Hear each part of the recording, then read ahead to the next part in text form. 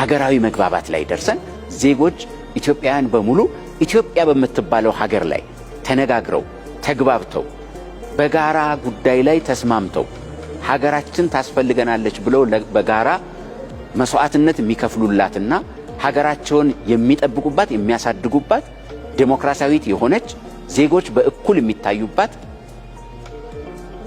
ነፃ ሉዓላዊነቷ የተከበረ ፖለቲካዊ ችግሮቿ የተፈታ ዴሞክራሲያዊት ሀገር መገንባት አንዱ መዳረሻ ነው። ይሄ አይቀሬ ነው፣ እንሰራለን።